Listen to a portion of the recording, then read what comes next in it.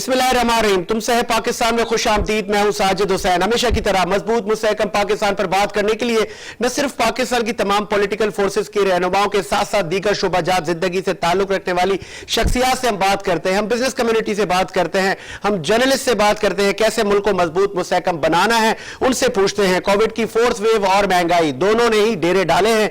इस पर ताजिर कम्युनिटी क्या कहती है और वफाकी और सूबाई हुकूमतों के पास क्या स्ट्रेटेजी है, कैसे इस वबा से हमें निकलना है। इस वक्त ताजिर रहनुमा हमें अयाज बंदूकड़ा साहब ने ज्वाइन किया है। अयाज साहब, बहुत शुक्रिया, आपने टाइम दिया। कैसा देख रहे हैं ये जुज़वी लॉकडाउन, आपको एतमाद में लिया गया था? बिस्मिल्लाहिर्रहमानिर्रहीम। सबसे पहले मैं कंडेम करता हूं पूरी सिंध गवर्नमेंट को कि जिन्होंने यानी अचानक लॉकडाउन लगा के पूरा सत्यानाश कर दिया पूरे बड़े शहर का, एक मेगा सिटी का। लोग बहुत ज्यादा परेशान है। ताजिरों को खाली लॉलीपॉप दिया गया। एक मीटिंग बुलाई गई जिसमें ताजिर लोगों के जो बड़े लोग हैं, खास करके चैम्बर, उन्हें कहा गया कि हम कल जवाब देंगे, और अचानक फ्राइडे को ब्रेक लगा दिया गया। पूरे कराची की मैशत का ठप्पा बिठा दिया गया। गरीब रोज की दिहाड़ी वाला बहुत परेशान है, बड़े बड़े बिजनेस में परेशान है, और खास करके जो शुरू की तारीख होती हैं जिसमें सैलरी वगैरह दी जाती है, लोग बहुत परेशान है मैशत तौर पर भी। अच्छा, एक्सपोर्ट को ऑन रखा है। एक्सपोर्ट को ऑन रखने का मकसद ये है कि एक्सपोर्ट के अंदर कितनी चीजें होती हैं जो मार्केटों में मिलती हैं। एक दुकान, एक ऑफिस, एक कोई चीज भी नहीं खुली हुई, तो कैसे करेंगे आप बताएं? तो मैं तो यानी सब परेशान है, घर पे बैठ गए हैं सब लोग। अब कैसे करेंगे? दिमाग ही काम नहीं कर रहा। ठीक है अयाज साहब, आगे क्या प्लान है? आप तमाम आप एसोसिएशंस को रिप्रेजेंट करते हैं और बहुत सारे बिजनेसमैन आपके साथ भी राब्ते में रहते हैं।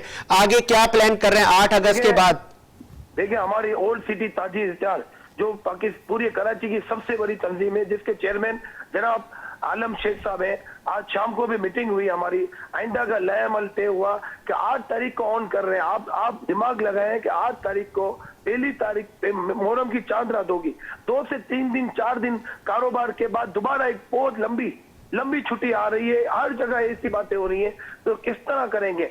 365 दिन के अंदर तकरीबन 150 डेज अगर क्लोज हो जाएगा पाकिस्तान, तो 50 दिन रह गए। अब कैसे करेंगे? दिमाग काम नहीं कर रहा।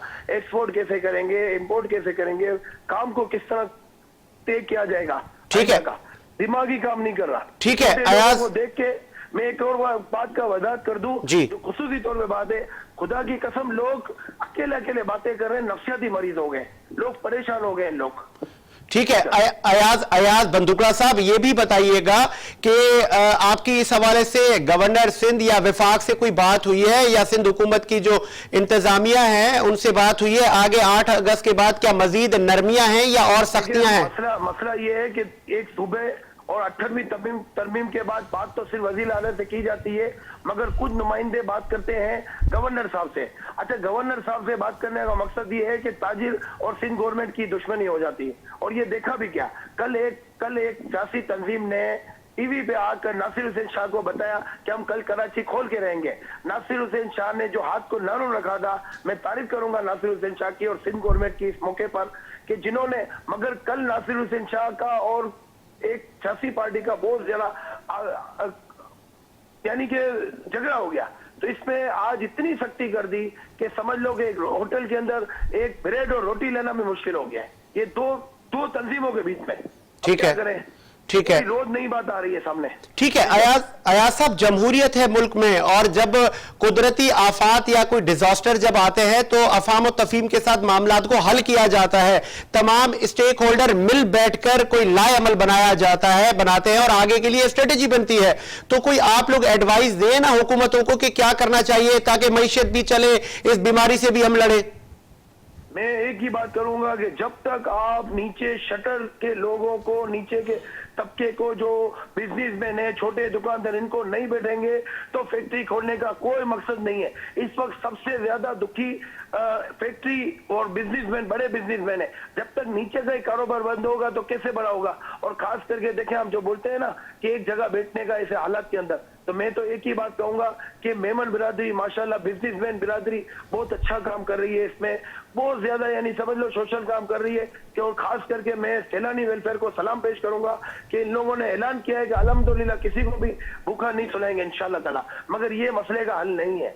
ठीक है। लंगर खाना मसले का हल नहीं है। आप बिजनेस तो हमको हुकूमत से क्या मांगते हैं, हमको बिजनेस तो हमारे को काम काम और सिर्फ काम करना है। अब देखें क्या होता है। ठीक है, बहुत शुक्रिया अयाज बंदूगड़ा साहब, आपने अपना मौकिफ दिया और प्रोग्राम को आगे बढ़ाते हैं। Parliamentary leader PTI Bilal Ghaffar साहब ने हमें ज्वाइन किया है। बिलाल साहब खुशामदीद कहेंगे आपको। जी शुक्रिया जी। बिलाल साहब आवाज आपकी बहुत स्लो आ रही है, काइंडली जरा लाउडली बात। जी बेहतर है बिलाल साहब, महंगाई पे मैं सबसे पहले आऊंगा, कोविड पे हम आ जाते हैं। महंगाई दिन ब दिन बढ़ती जा रही है, आखिरी के 2 सालों में कितना रिलीफ दे पाएंगे आवाम को? Sir thank you for inviting me. और आपने एक सवाल पूछा है महंगाई पे, तो मैं आपको डायरेक्टली ये बताना चाहता हूँ कि जो महंगाई का जो आप बता रहे हैं, इसकी 2-3 वजूहत है। एक तो सप्लाई कंसर्न है पूरी दुनिया में, क्योंकि कोविड में जो आपकी शिपिंग इंडस्ट्री है वो काफी अफेक्ट हुई है, जिसकी वजह से आपकी ट्रांसपोर्टेशन कॉस्ट पिछले 1 साल में 3 से 4 गुना बढ़ गई है। क्योंकि पाकिस्तान फूड आइटम्स और दूसरी अशिया जो है वो इंपोर्ट करता है, तो जाहिर है कि आपकी जब ट्रांसपोर्टेशन कॉस्ट बढ़ जाती है तो आपकी वो महंगाई का इम्पैक्ट आता है। दूसरा जो इंटरनेशनल कमोडिटी प्राइसेस है, जिसमें बेसिक एसेंशियल फूड आइटम्स है, उनकी प्राइसेस आप 1 साल से देखें तो वो भी प्राइसेस बढ़ गई हैं। क्योंकि पाकिस्तान जो है काफी चीजें इंपोर्ट करती है, जिसमें एडिबल ऑयल है, दालें हैं और दूसरी जो खाने पीने की चीजें हैं, जो आपका 4 से 5 बिलियन डॉलर का आपका इंपोर्ट है फूड आइटम्स का, तो वो आप इंपोर्ट करते हैं। जब आपकी इंपोर्टेड प्राइस ज्यादा होती है तो उसका पास ऑन आपका कंज्यूमर्स पे होता है। लेकिन अगर आप अभी भी कंपेयर करें रीजन में कि जो पाकिस्तान में जो महंगाई की जो चीजें हैं, या वो आप समझ लें कि जो प्राइसेस हैं, चाहे वो पेट्रोल के प्राइसेस हो या दूसरी कमोडिटीज के प्राइसेस हो, वो अभी भी पूरी दुनिया के कंपेयर में सस्ती हैं। अच्छा, ये जो महंगाई जो है, ये कोई आपकी डिमांड फुल इन्फ्लेशन नहीं है, ये सप्लाई की वजह से है। ठीक है बिलाल, मैं समझता हूँ कि जो हमारी जो इकोनॉमिक पॉलिसीज थी, उसकी वजह से, जो हमारी जो कामयाब पॉलिसीज है, उसकी वजह से हमने महंगाई को काफी हद तक हमने इसको कंट्रोल किया है। मैं समझता हूँ कि अभी भी जो लोअर मिडिल क्लास है या बिल्कुल लोअर क्लास है, उनके लिए चैलेंजेस है। उनको हम टारगेटेड सब्सिडीज में बिलीव करते हैं और हमने टारगेटेड सब्सिडीज दी है। ठीक है बिलाल गफार साहब, आपने बजा फरमाया और तमाम बातें आपकी एग्रीड करते हैं, लेकिन अगर पर्टिकुलर हम चीनी और पेट्रोल की बात कर लें तो ये मतलब प्राइस कंट्रोल क्यों नहीं हो रहा है? कौन सी ऐसी माफिया है जो कि 65-70 की प्राइसेस की बात की? पिछले कोविड में जब 1 साल पहले कोविड का आया था, तो आप देख रहे जब $10 था ऑयल, $20 था, $30 था, और एवरेज पिछले साल तकरीबन $40 पर बैरल का ऑयल था, और हमने उसको रिलीफ दिया। और आज आपका वही बैरल जो है वो $75 पे, ऑलमोस्ट डबल हो गया है। लेकिन 1 साल में और आज में जो आपकी प्राइसेस है वो डबल तो नहीं दी। जो पेट्रोलियम डेवलपमेंट लेवी जो 15 से 30 रुपए गवर्नमेंट पर लीटर चार्ज करती है, वो आज गवर्नमेंट 3 से 5 रुपए कलेक्ट कर रही है पेट्रोलियम डेवलपमेंट लेवी। तो गवर्नमेंट ने हिट लिया है, जो गवर्नमेंट ने अपने रेवेन्यूज पे हिट लिया है पेट्रोलियम डेवलपमेंट लेवी, जो हिस्टोरिकल एवरेज है उससे आधे से भी कम गवर्नमेंट चार्ज कर रही है। तो ये वो सब्सिडी है, ये वो रिलीफ है जिसका मैं आपको बता रहा था। ठीक है, तो इस पे अगर थोड़ा सा वजाहत के साथ ये भी बता दें कि शुगर के प्राइस कंट्रोल क्यों नहीं हो रहा है? क्या इसमें भी देख लें कि जो 2 साल में जो फार्मर्स का जो सपोर्ट प्राइस है वो शुगर केन का वो बढ़ा है, और इंटरनेशनली भी आप देख लें कि अभी चीनी की क्या प्राइस है। आप लैंडेड कॉस्ट देख लें कि चीनी अभी अगर आप इंपोर्ट करते हैं तो क्या प्राइस है। तो ये इंटरनेशनल फिनोमेना है, जो कमोडिटीज है पूरी बढ़ी है। हाँ, जो ये मैं आपसे एग्री करता हूँ कि जो एडमिनिस्ट्रेटिव में या वो जो डीसीज या एसीज का जो रोल होता है प्राइस कंट्रोल में, वो सूबाई सब्जेक्ट है। जो आपके फूड सप्लाई है या अमेंडमेंट के ऊपर। चले ठीक है बिलाल गफार साहब, सिंध की बात करते हैं तो आप ये देखें कि जो एसीज डीसीज की जो ऑफिशियल रेट्स हैं उस पे दुकानदार जो चीजें नहीं बेचते, तो ये आपकी नाकामी है लोकल एडमिनिस्ट्रेशन। ठीक है बिलाल गफार साहब, आप पार्लियामानी लीडर हैं सिंध में, आपको एतमाद में लिया गया था जुज़वी लॉकडाउन लगाने से पहले? जी, मैं उस मीटिंग में मौजूद था और मैंने उस लॉकडाउन को बिल्कुल टोटली अपोज और रिजेक्ट किया था। जिसमें मेरे साथ GDA, Tehreek Labbaik Pakistan, Karachi chamber of commerce, FCCI के नुमाइंदे थे, बिजनेसमैन के नुमाइंदे थे, सब ने इसको रिजेक्ट किया था। और ये कोई मशावरती इजलास नहीं था, फैसले दे चुके थे, हमें सिर्फ बताया गया था कि हम ये करने जा रहे हैं। मतलब फॉर्मेलिटी तो पूरी की गई। ये तो पाकिस्तान तहरीक इंसाफ का प्रेशर था, ये तो कंप्लीट लॉकडाउन के पास जा रहे थे। जब हमने रेस किया कि आप एक्सपोर्ट इंडस्ट्री का क्या करेंगे, लेबर का क्या करेंगे, देखिए कोविड है, ये एक रियलिटी है, लेकिन आपने कोविड से अगर बचना है तो दो चीजें हैं कि SOPs की ट्रू इम्प्लीमेंटेशन और दूसरा वैक्सीनेशन।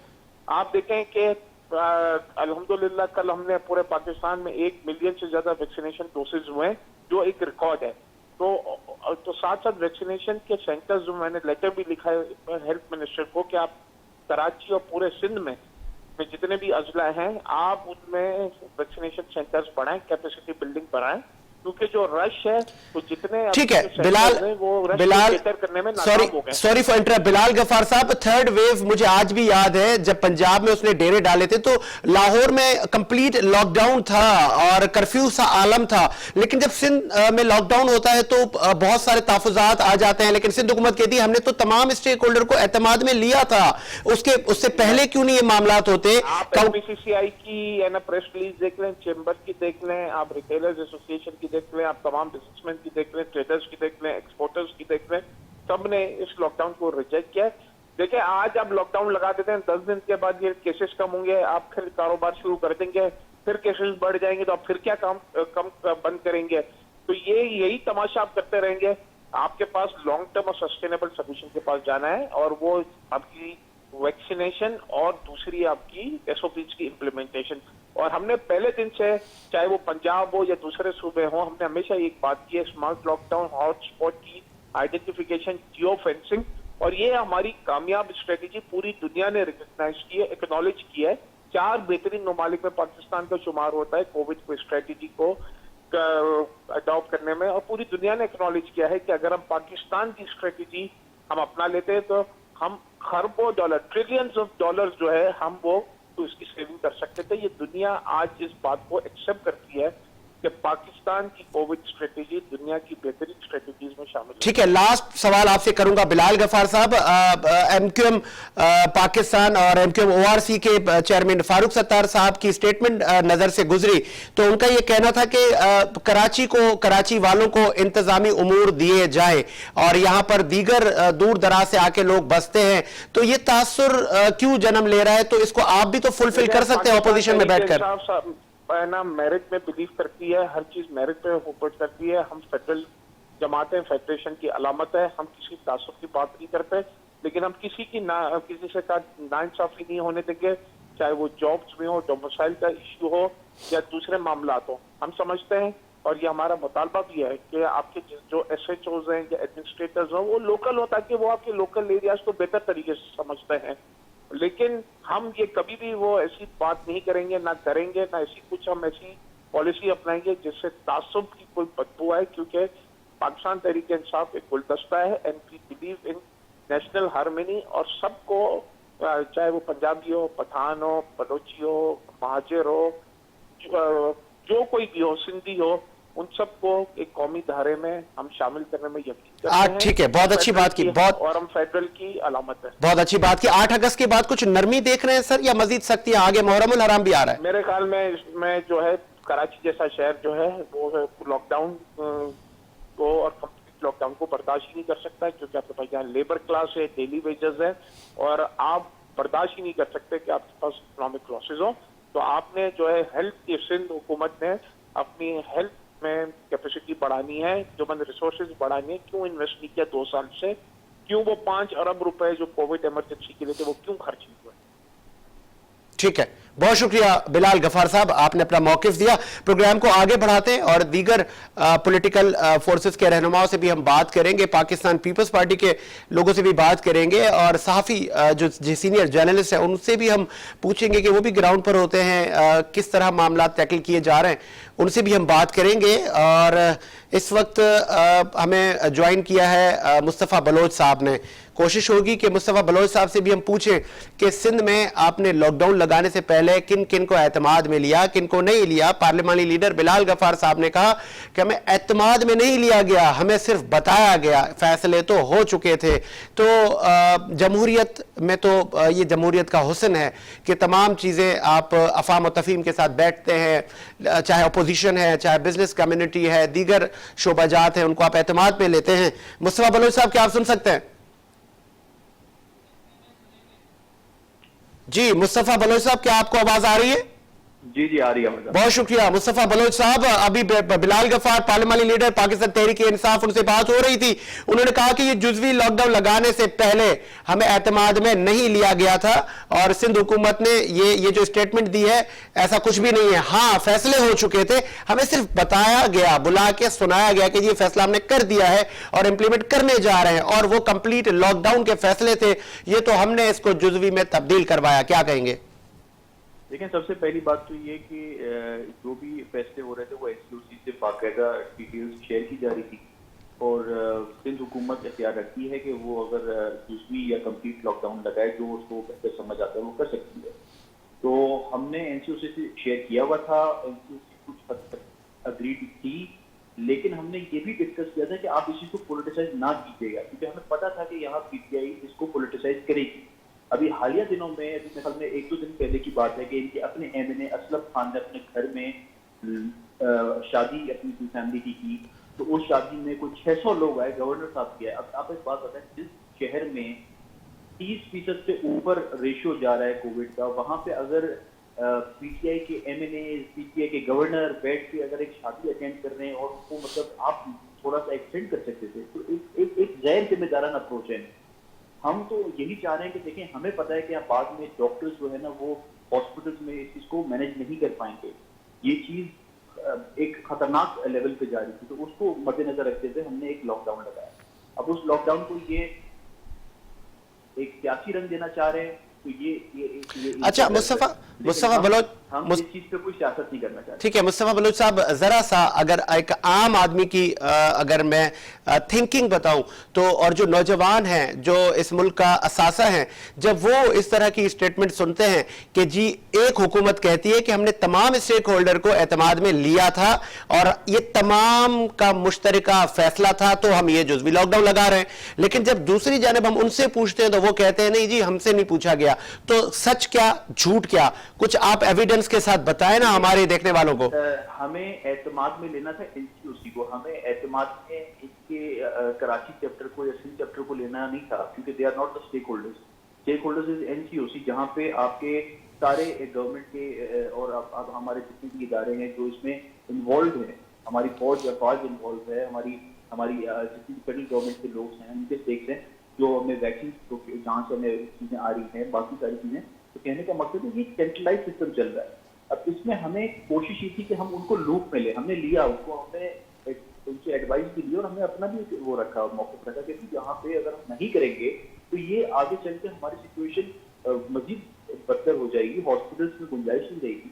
तो उनसे हमने असद उमर साहब मीटिंग चेयर करते हैं, उनसे बाकायदा सीएम साहब ने हर चीज से कोई चीज छुपी भी नहीं थी और ये सबको पता था। हमने एक वार्निंग भी दी थी पहले, एक हफ्ते पहले मुस्तफा साहब ने प्रेस कॉन्फ्रेंस में कहा कि अगर लोग इसको सीरियस नहीं लेंगे, वैक्सीनेशन को या मास्क पहनने में अगर सीरियसनेस नहीं दिखाएंगे तो लॉकडाउन की तरफ जाना पड़ेगा। ठीक है, क्या टारगेट से हम जा रहे हैं, वो खुशी से नहीं गए इस लॉकडाउन की तरफ। तो हमें खुशी नहीं हुई कि अगर हमारे यहाँ पे लोगों के माशी तौर पर अगर लोगों को तकलीफ हो रही है, हमारे ताजिर बरादरी को तकलीफ हो रही है, तो हमको खुश नहीं है इस पे।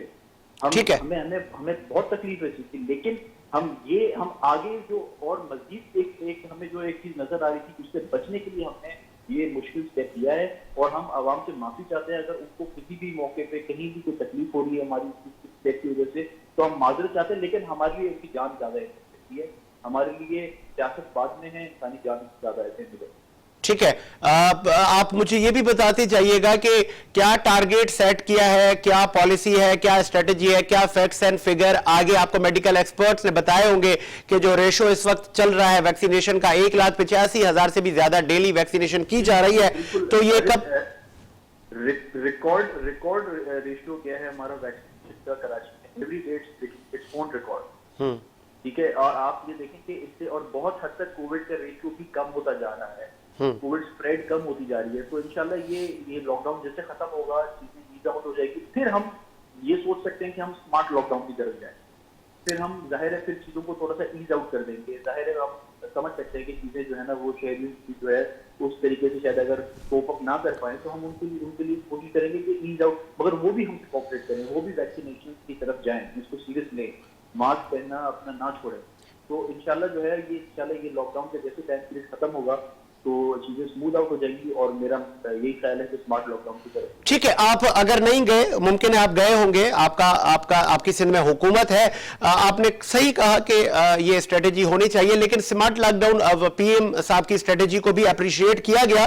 और हम जब लॉकडाउन हटाएंगे, फिर जब जिंदगी मामूल पे आएगी, फिर कोविड का खतरा है, फिर ये केसेस में इजाफा होगा। अगर एक स्मार्ट लॉकडाउन की स्ट्रेटेजी होगी तो साथ साथ वैक्सीनेशन भी चलती रहेगी, मईशत का पहिया भी चलता रहेगा। और आपने कहा कि हमें जान सबसे ज्यादा अजीज है, तो बहुत सारे हॉस्पिटल में ओपीडी इफेक्ट हो रही है, ऑपरेशन मुतासिर हो रहे हैं दीगर पेशेंट्स के, उनके लिए भी तो कुछ सर बनाया ना हिकमत अमली मुस्तफा बलोच साहब? वो ओपीडी कुछ जगहों पे जो बंद हुई थी उनको हमने वापस बहाल करके खुल गई है, और वो शायद मेरे ख्याल में एक इमरजेंसी सिचुएशन आ गई थी, उसकी वजह से डॉक्टर्स की शायद आप जो ड्यूटीज थी वो ट्रांसफर की गई इन जगहों पे कोविड वार्ड पे।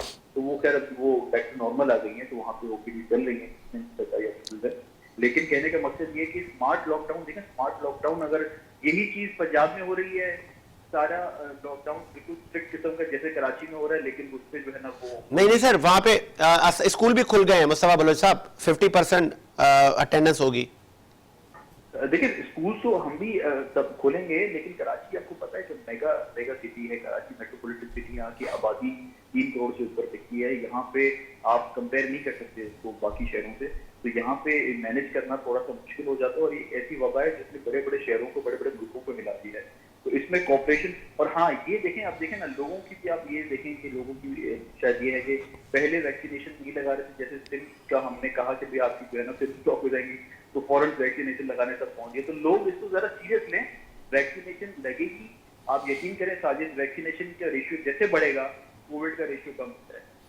ठीक है प्रोपोर्शनल है इसके, कि जैसे आपके कोविड के वैक्सीनेशन लोग लगाना शुरू हो जाएंगे, जैसे इसकी ठीक है, इंक्रीज हो जाएगी, वैसे ही आपका कोविड का स्प्रेड कम हो जाएगा और ये लॉकडाउन से भी हम निजात हासिल। ठीक है मुस्तफा बलोच साहब, महंगाई का चैप्टर है तो वफाक का, लेकिन बिलाल गफार साहब से जब हमने बात की तो उन्होंने कहा कि हम तो अपनी तरफ से हाथ पांव मार रहे हैं और हर तरह से आवाम को रिलीफ देने की कोशिश कर रहे हैं। कोविड ने तमाम बड़े मुल्कों की मईशत को धचका दिया है, लेकिन सूबाई हुकूमतों के जो ACDCs हैं, उनका जो चेक एंड बैलेंस का सिस्टम है, प्राइस कंट्रोल करने के मामलात हैं, सिंध हुकूमत भी उस पर कान नहीं धर रही। तो क्या पॉलिटिक्स कर रहे हैं आप इस पर भी?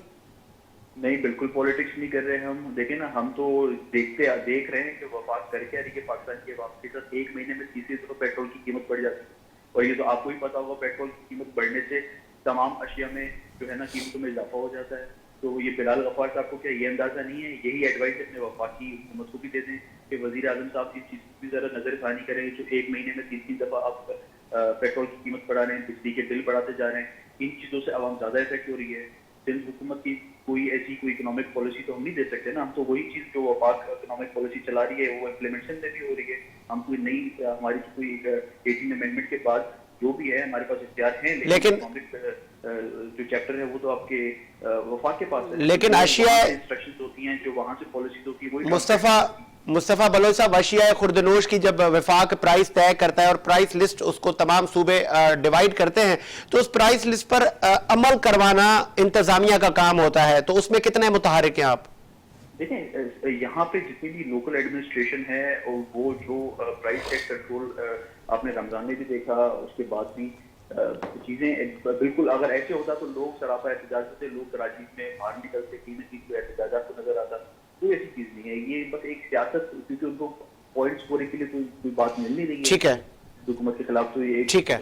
लास्ट में ठीक है, लास्ट क्वेश्चन मेरा, बताइएगा कि 8 अगस्त के बाद क्या हम नरमियों की तरफ जाएंगे या मजीद सख्तियों की तरफ? और मुहर्रमुल हराम भी गैस के 9 से 10 मुहर्रम से अगस्त से स्टार्ट हो रहा है, तो आगे क्या होगा? सिंध हुकूमत क्या लाएअमल तय किया है? देखें हमारी पूरी कोशिश होगी कि ये ईज आउट हो जाए और मुहर्रम में भी जितने भी हमारे शिया बरादरी हैं उन्होंने भी मजलिसों में वैक्सीनेशन का एक सिस्टम लगा दिया है, जिससे काफ़ी हद तक जो है वो अपनी तरफ से भी वो अपनी कोशिश कर रहे हैं, और लोग भी काफ़ी अब समझ चुके हैं कि भाई इस चीज़ में ज़रा हमें अपना एहतियात करना पड़ेगा। तो इंशाल्लाह आई एम होपफुल कि ये चीज़ से हम निकल आएंगे और मुहर्रम भी स्मूथली गुजर आएगा, और लोगों को जो परेशानी है लॉकडाउन की वजह से उससे इंशाल्लाह निजात हासिल होगी। लेकिन प्लीज़ वैक्सीनेशन के लिए मैं भी कहूँगा, मीडिया से भी कहूँगा कि आप भी ज़रा एक कैंपेन चलाएं, वैक्सीनेशन के लिए लोगों को अवेयरनेस दें ताकि लोग इसमें एक ठीक है, सीरियस लें। ठीक है, बहुत शुक्रिया मुस्तफा फलोज साहब, आपने टाइम दिया और मुझे ब्रेक का कहा जा रहा है। एक ब्रेक लेते हैं, ब्रेक के बाद हाजिर होते हैं।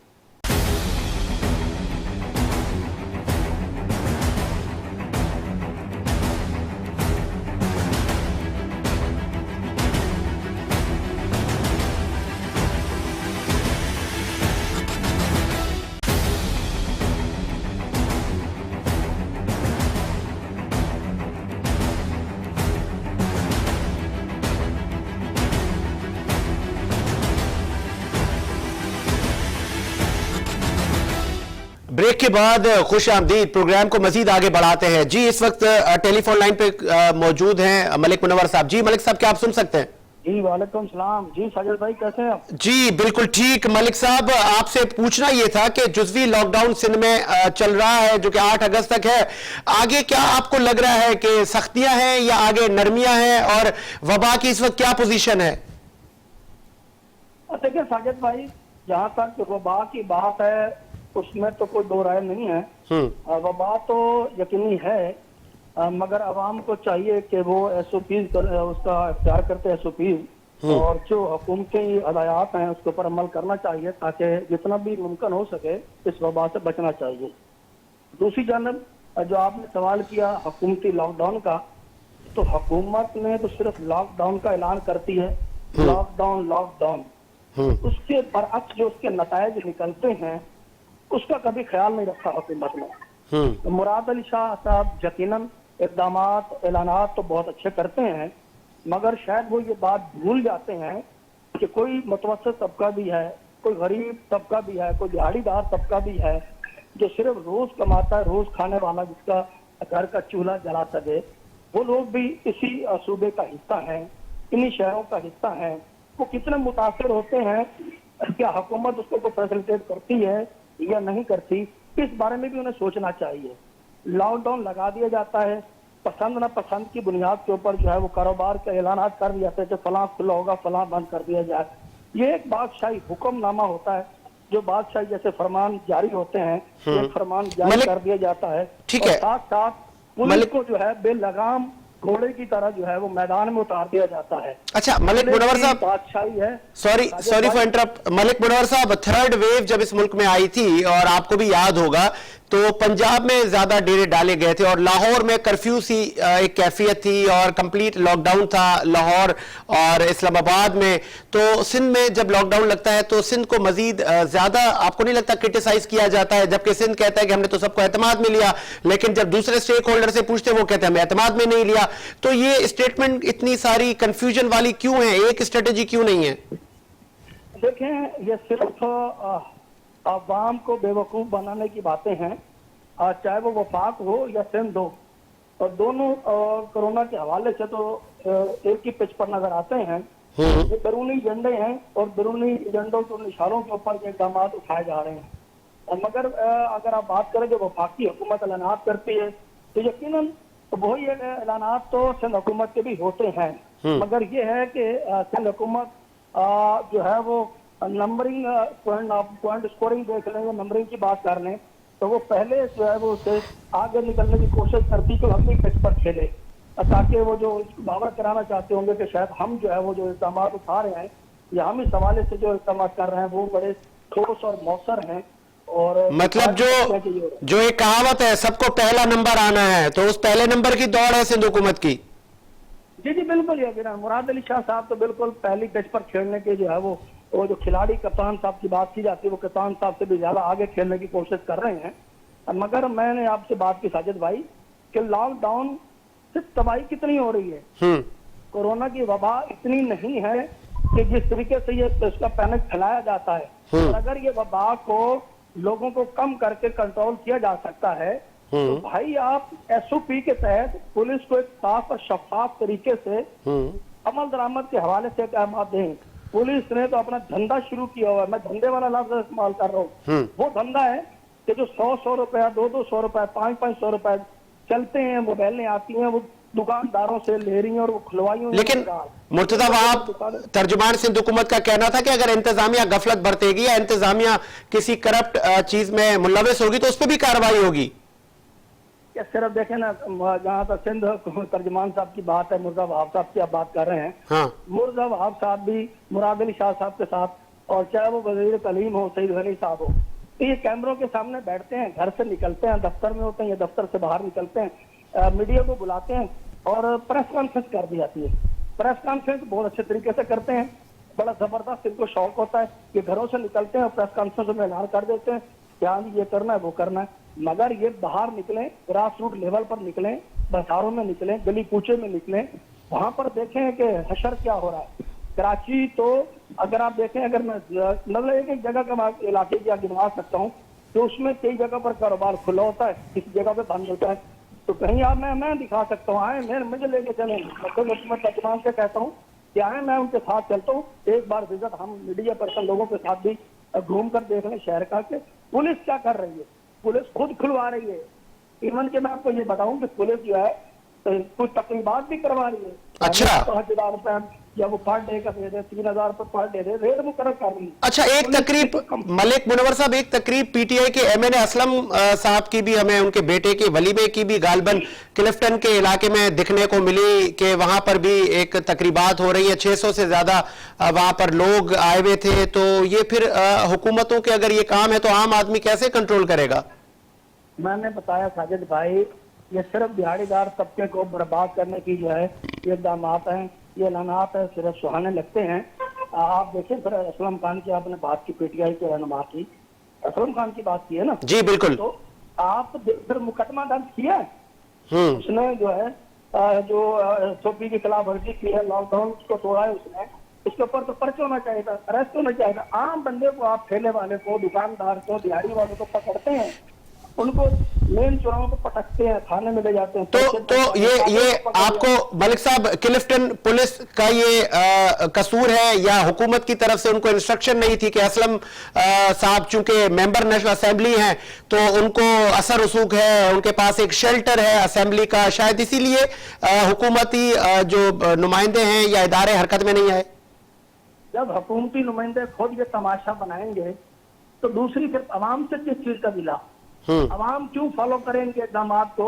अवाम भी फिर उसी तरीके से करती है। फिर जब अवाम बाहर निकलती है और अवाम इनकी बातें नहीं सुनती तो फिर उसके ऊपर जो है वो जुल्म सितम के पहाड़ ढह जाते हैं, छापे मारे जाते हैं, गिरफ्तारियां की जाती हैं, उनकी तजलील की जाती है।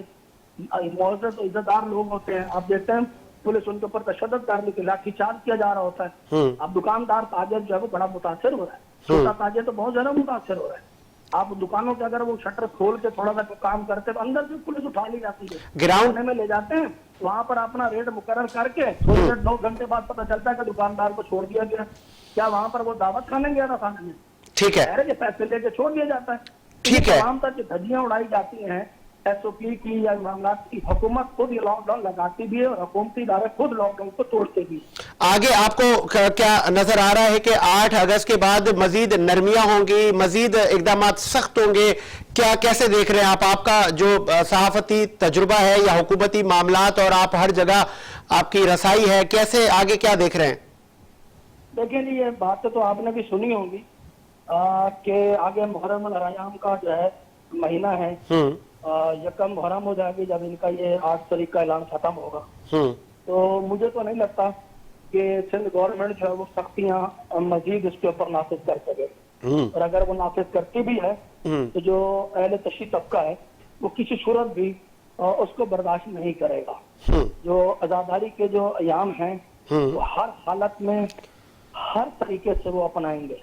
ठीक है। हाँ, यकीनन उलमाए कराम ने ये यकीन दहानी करवाई है कि वो एसओपी के तहत जो मजालिस आजादारियां वगैरह मुनक्कद करेंगे। तो भाई जहाँ आजादारी होंगी तो वहाँ 5-6 बंदे तो नहीं होते, वहाँ तो बहुत बड़ी तादाद आती है। अगर 5,000 का 10,000 का मजमा है तो उसको थोड़ा सा कम कर लिया जाएगा या थोड़ा फासले कर लिया जाएगा। जब वो बाहर निकलेंगे क्या इकट्ठे नहीं होते? कि मुराद अली शाह साहब खुद 7 पहुंचते हैं, है तो उनका इतना गर्मजोशी के साथ इस्तकबाल होता है, इतनी बड़ी पब्लिक आती है, क्या उसमें कराची के लोग नहीं होते या हैदराबाद के नहीं होते या वो आगे पीछे कहीं ट्रेवल नहीं करते? आप बसों में देख लें, पंजाब से बसें भर भर के केपी के अंदरूनी मुल्क से भर भर के कराची में आ रही हैं। पहले कठोर पे रोक रहे थे तो आप कराची पे उतर रहे होते हैं, क्या वो एक साथ नहीं आते? देखें ये तमाशा है साजिद भाई, वबा यकीनन है, उससे कोई इनकारी नहीं है। ठीक है, हुकूमत ने जब इसको तमाशा बना लिया और हुकूमतें चाहे वो वफाकी हो या सिंध हो तो खुद एक्सपोज होती जा रही हैं। ठीक है, उनके चेहरों से जो है ना नकाब उतरता जा रहा है। ठीक है, तो जो कोरोना की आड़ में जो उन्होंने इकदाम उठाए हैं, जो कोरोना के नाम पे जो धंधे किए जा रहे हैं ना, उससे खुद जो है ना हुकूमती इदारों के और हुकूमत चाहे वो वफाकी हो या सूबाई, उनके चेहरों से नकाब उतर रहे हैं। ठीक है, बहुत शुक्रिया मलिक मुनव्वर साहब। और आपने बात की सीएम सिंध की कि वो 7 में गए और वहां पे अवाम का एक जमे गफीर था, उनको ये मजमा नहीं लगाना चाहिए था, अवाम को इतला नहीं देनी चाहिए थी कि अवाम को तासुर क्या जाता है। दूसरी जानिब member national assembly Aslam Khan के बेटे के भी वलीमी इन्हीं लॉकडाउन जुज़वी लॉकडाउन के दिनों में हुई, जहां पे तकरीबात पर पाबंदी है, जहां पर शादी हॉल मालकान परेशान है, जहां पे आम आवाम पर केसेस दाखिल किए जा रहे हैं, आम आवाम को अरेस्ट किया जा रहा है। तो वहां पर जो असर रसूख की शख्सियात हैं, जिनका कहा जाए कि कोई किसी को पार्लियामेंट की शेल्टर है, किसी को बिजनेस कम्युनिटी का शेल्टर है, कोई इंडस्ट्रियलिस्ट है, तो कानून कब एक होगा कि आम आदमी को भी अगर कोई इंप्लीमेंट आप करते हैं, कोई भी मुल्क में कानून नाफिज होता है तो आप उन्हीं लोगों को भी कैफिर किरदार तक पहुंचाएं, उन पर भी पर्चे दाखिल होने चाहिए कि जो मेंबर नेशनल असेंबली या सूबाई असेंबली या वो किसी भी शोबे से उनका ताल्लुक हो, चाहे वो इंडस्ट्रियलिस्ट हो, अगर वो कानून तोड़ते हैं तो उन पर भी एफआईआर दर्ज होनी चाहिए, उन पर भी ये केसेस दाखिल होने चाहिए जो कि एसओपीज के खिलाफ वर्जी के। ऐसी उम्मीद के साथ कि मेरा मुल्क शाद आबाद रहे, साजिद हुसैन को इजाजत दीजिए, मुलाकात होगी नए प्रोग्राम के साथ। अल्लाह हाफिज।